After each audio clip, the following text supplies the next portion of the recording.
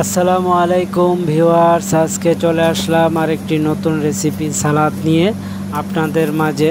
আমরা যারা বিদেশে থাকি প্রায় এই সালাদগুলা আমরা বানিয়ে খাই, যেহেতু বাংলাদেশে এরকম উপাদান সচরাচর পাওয়া যায় না, তাই আমরা বাংলাদেশে এরকম সালাদ বানাতে পারি না। তো আজকে আমার বড় ভাই সালাদটা বানিয়ে আমাকে পাঠাইছে যে ভাই এরকমভাবে সালাদ বানিয়ে খাবেন, যা শরীরের জন্য উপকারী। আসলেই সালাদ মানব দেহের জন্য অনেক উপকারী, যা শরীরে রক্ত চলাচল স্বাভাবিক রাখে, শরীরের কোলেস্টেরলের মাত্রা কমায়, ট্রাইগ্লিসারাইড কমায়, এলডিএল কমায় এবং সালাদ খেলে আপনার মেদ, ভুঁড়ি, শরীরের চর্বি কাটে এবং ফাইবার শরীরের শক্তি উৎপাদন করতে সহায়তা করে, যার মধ্যে আছে ভিটামিন এ, বি, সি এবং অ্যান্টিঅক্সিডেন্ট, পটাশিয়াম, ম্যাগনেসিয়াম, আরও বহু পুষ্টিগুণ।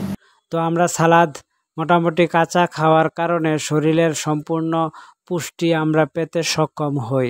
তো আজকে ভাই যে সালাদ বানিয়েছে তার মধ্যে কিছু ক্যাপসিকাম, লেবু, শসা, খাসপাতা এবং ফিতা চিজ এবং অলিভ জৈতুন দিয়ে বানিয়েছে। অনেক ভালো মানের সালাদ, এটি পুষ্টিকর খাবার। তো আপনাদেরকে দেখাবো কিভাবে সালাদটা তৈরি করতে হয়।